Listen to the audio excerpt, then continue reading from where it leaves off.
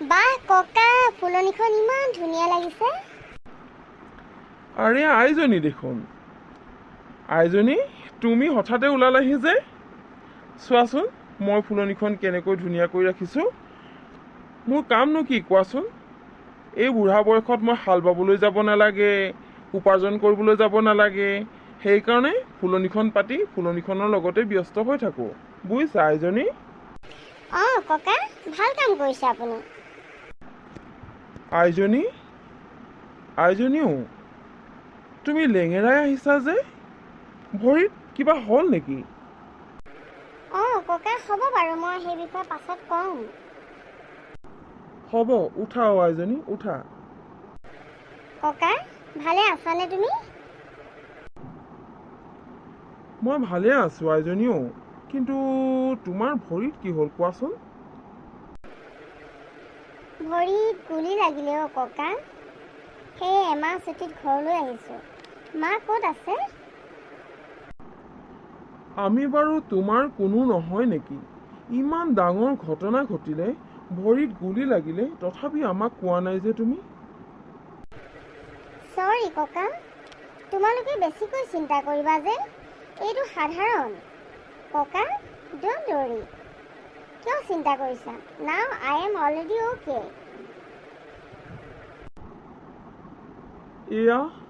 এয়া তোমাৰ কাৰণে সাধাৰণ, কিন্তু কেনেকৈ গুলি লাগিলে কোৱাচোন?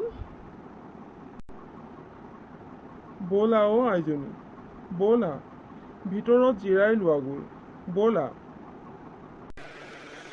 আমি এটা গ্ৰুপ সন্ত্ৰাসবাদী মিছনত গৈছিলোঁ। তাতে মোৰ ভৰিত গুলি লাগিল। ড্ৰাইভাৰজনে মোক লৈ আনি হস্পিটেলত ভৰ্তি কৰালে। এতিয়া ঠিকে আছোঁ। ব'লা অ' আইজনী, ব'লা ভিতৰত জিৰাই লোৱাগৈ। বোৱাৰী, অ' বোৱাৰী, আইজনীয়ে ইমান ডাঙৰ কথা এটা লুকুৱাই ৰাখিলে জানানে তুমি? কি কথানো দেউতা? আৰে সংগীতা, তোমাৰ ভৰিত কি হ'ল? লেঙেৰাই লেঙেৰাই খোজকাঢ়িছা যে? অলপ দুখ পাইছোঁ। অলপ নহয় অ' বোৱাৰী, অলপ নহয়। ভৰিত সন্ত্ৰাসবাদীৰ গুলি লাগিল। অ' বোৱাৰী। কি? গুলি লাগিল? কেনেকৈ তুমি ইমান ডাঙৰ কথা এটা লুকুৱাই ৰাখিব পাৰিছা? আৰু তোমাৰ ডিপাৰ্টমেণ্ট কি? তেওঁলোকেতো ঘৰলৈ ইনফৰ্ম কৰিব পাৰে। চাওঁ, তুমি বহাচোন। এজনীয়ে ছোৱালী, তাকো হেৰুৱাইছিলোঁ। ভাগ্যক্ৰমে বাচিলে। তোমাৰ কিবা হোৱা হ'লে আমি কাক লৈ জীয়াই থাকিলোহেঁতেন সংগীতা? তুমি আমাক এবাৰ ইনফৰ্ম নকৰিলা কিয়? অহ' মা, অলপ ধৈৰ্য ধৰাচোন। আমাৰ ডিপাৰ্টমেণ্টৰ মানুহে ঘৰলৈ ফোন কৰিবলৈ লৈছিল, কিন্তু মই বাধা দি কোৱাৰ কাৰণে তেওঁলোকে ফোন নকৰিলে।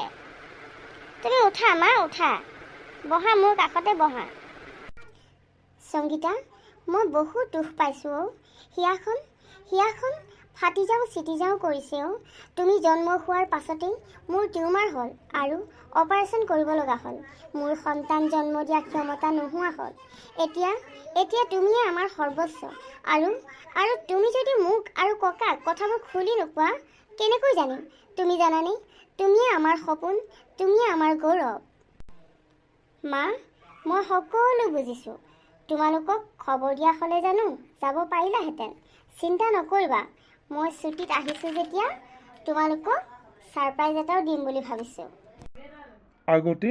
আগতে তুমি ঠিক হৈ লোৱা অ' আইজনী, তাৰ পাছত তোমাৰ ছাৰপ্ৰাইজ দিবা। ককাই ঠিকেই কৈছে, তুমি ভাল হৈ লোৱা। হ'ব মা, তোমালোকে এতিয়া যি কোৱা তাকেই মানিবলৈ বাধ্য। যোৱা, তুমি ফ্ৰেছ হৈ লোৱা। সংগীতা, দেউতা, ডাইনিং টেবুললৈ আহক, কিবা এটা খাবৰ কাৰণে যোগাৰ কৰিছোঁ। হ'ব, গৈ আছোঁ, ব'লা। খাওক দেউতা, খোৱা সংগীতা, খোৱা। তুমিও বহা বোৱাৰী। হ'ব নালাগে, মই পাছত খাম দেউতা। পাছত কিয়? একেলগে বহি খোৱা। একেলগে বহি খালে কম সময়ত তুমিও ৰান্ধনি ঘৰৰ পৰা আজৰি হ'ব পাৰিবা। মই তোমাক যি বুলিহে ভাবিছোঁ, বোৱাৰী হিচাপে নহয়। আহা বহাহি। মা আহা আহা, একেলগে খাওঁ, আহা বহা। হ'ব বাৰু বহিছোঁ, তেন্তে একেলগে খাওঁ নহয় জানো বাৰু? আইজনী, অ' আইজনী, এতিয়া কোৱাচোন তুমি আমাক দিবলগীয়া ছাৰপ্ৰাইজটো কি আছিল? ককা, লাজ লাগিছে নহয়। লাজ কিহৰ? কথা ক'বলৈ লাজ কিহৰ? লাজ নকৰিবা অ'। ইমান বিদেশত চাকৰি কৰি আহিও ঘৰত কথা ক'বলৈ লাজ কৰেনে? ককা, মা, মানে মই এইবাৰ বিয়াৰ কথা ভাবিছোঁ। তোমালোকে কি কোৱা? সংগীতা, তুমি মোৰ মনৰ কথাটোকে কৈছা। ভালেই হ'ব অ' আইজনী।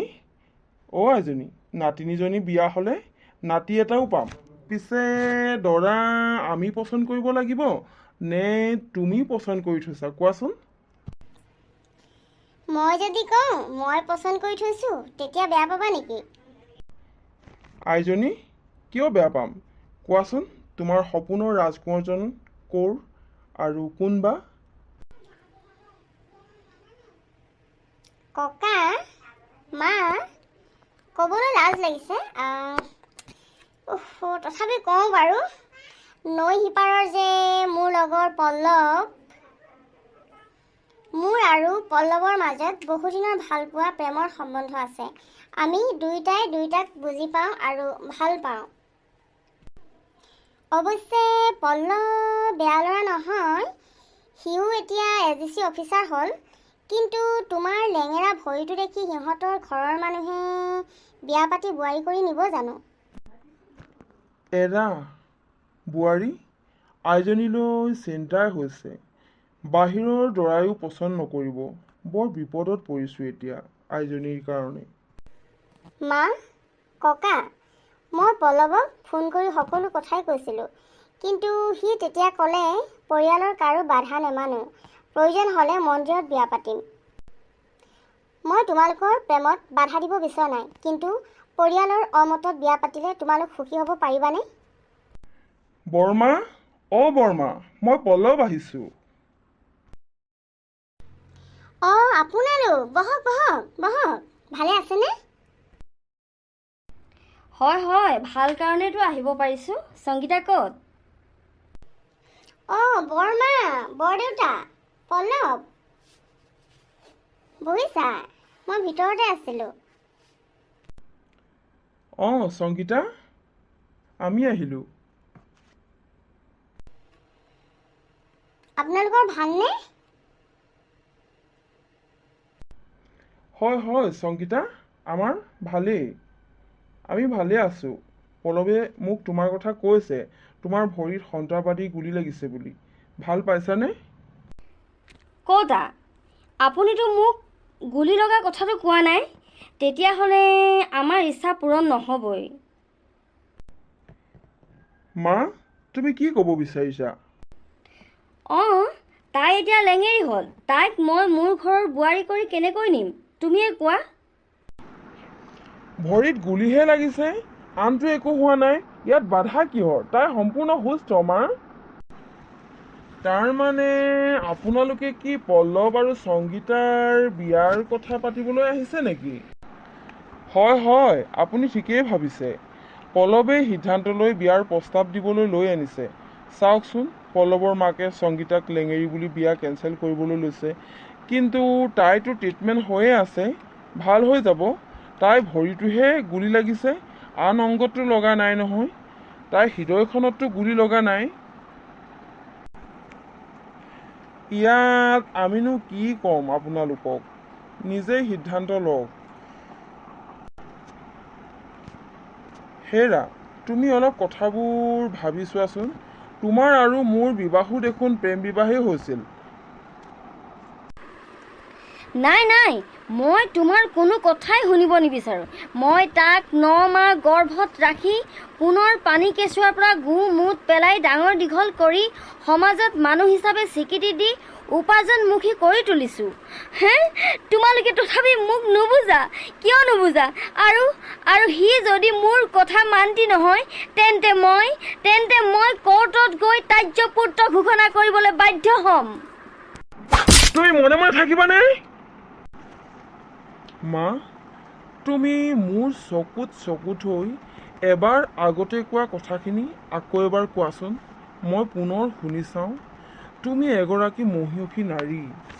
তুমি মোক ত্যায্যপুত্ৰ ঘোষণা কোৰ্টত দলিলত কৰিব পাৰিবা, কিন্তু তোমাৰ হৃদয়ৰ অন্তৰাত্মাই পাৰিবা জানো সেই বিষাদ সহ্য কৰিব? সদায় দুচকু সেমেকিয়ে থাকিব। তাৰ কাৰণে তুমি মানসিক আৰু শাৰীৰিকভাৱে ভাঙি পৰিবা। মা, হ'ব পল্লৱ, তুমি মোৰ কাৰণে ত্যায্যপুত্ৰ ঘোষিত হ'ব নালাগে। ময়ো তোমাৰ মাৰ মনটো ভাঙি চুৰমাৰ কৰি বিয়াত বহিব নিবিচাৰোঁ। হয়তো মোৰেই ভুল হ'ল। মোৰ জীৱনৰ লক্ষ্য পূৰণ কৰিবলৈ গৈ ভৰিত আঘাত পালোঁ, আৰু এতিয়া প্ৰেম ভালপোৱাও হেৰুৱাম মোৰ একমাত্ৰ জীৱনৰ লক্ষ্যৰ কাৰণে। সংগীতা, তেনে কথাই তোমাৰ মুখত শোভা নেপায়। তুমি দেশৰ কাৰণে নিজক উৎসৰ্গা কৰিব পাৰিছা যেতিয়া, ময়ো তোমাৰ কাৰণে ত্যায্যপুত্ৰ ঘোষিত হ'বলৈ ৰেডি আছোঁ। মা, নেলাগে আৰু তোমাৰ আশীষ। দেউতাই যদি আমাক আশীৰ্বাদ দিয়ে তাকে মূৰ পাতি ল'ম। চাওঁ মা, তোমাৰ ভৰিযোৰ চুই লওঁ তাৰ আগতেই। পল্লৱ, সংগীতা, মোৰ ভুল হৈছে অ', মোৰ বহুত ভুল হৈছে। মোৰ বুজাত ভুল হৈছে। মোক ক্ষমা কৰি দিবা। মোক আপোনালোকে সকলোৱে ক্ষমা কৰি দিব। মোক ক্ষমা কৰি দিয়ক আপোনালোকে।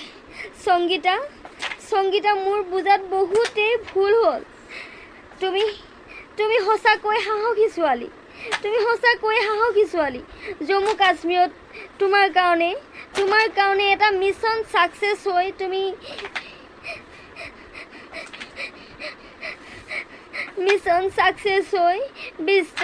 20টা সন্ত্ৰাসবাদীৰ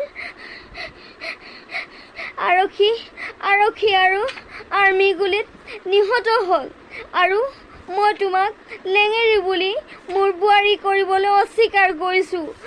গতিকে মোক ক্ষমা কৰিবা সংগীতা। ধেত মা, তুমি মোক কিয় ক্ষমা খুজিছা? লাজ নিদিবা মোক মা। বৰমা, আপুনি ক্ষমা খোজাৰ যোগ্য নহয়। কিয় ক্ষমা খুজিছে? আমাক লাজ কিয় দিছে বৰমা? মই ভুল কৰিছিলোঁ। মোৰ বুজাত ভুল হৈছিল। তাৰ কাৰণে মই ক্ষমাৰো যোগ্য নহয়। সংগীতা, ক্ষমা কৰিবা মোক, মোৰ মুখত তেনে কথা ওলোৱাৰ বাবে। হেৰি, শুনিছেনে? অহা বহাগৰ 5 তাৰিখে বিয়াৰ যো-জা কৰোঁগৈ ব'লক। আমি লৈ যাম আৰু সংগীতাক বোৱাৰী কৰি। পল্লৱ, বিয়ালৈ এতিয়াও বহুত সময় বাকী। এইটো লোৱা আৰিং, তুমি সদায় কাণত পিন্ধিবা। তেতিয়া তুমি য'তেই নাথাকা মই গম পাম। তোমাৰ দৰে অফিচাৰ কাৰণে মষ্ট ইম্পৰ্টেণ্ট বস্তু। কিন্তু সংগীতা, মই জানো ছোৱালী আৰিং পিন্ধিবলৈ? পল্লৱ, পিন্ধিবা। তুমি বিপদত নপৰা। বিপদত পৰিলেও উদ্ধাৰ পাবা। আৰু প্ৰাচীন কালত দেখোন ৰজা মহাৰজা সকলোৱে আৰিং পিন্ধিছিলে। Okay, my dear darling, I know it is video camera, right? Yes, right. Hello, নিৰাজিতা বাইদেউৰ জীৱনৰ লক্ষ্যত 3য় খণ্ড কাৰ্টুন চাই কেনে লাগিল? যদি ভাল লাগিল লাইক, কমেণ্ট, শ্বেয়াৰ, ছাবস্ক্ৰাইব কৰিবলৈ নাপাহৰিব।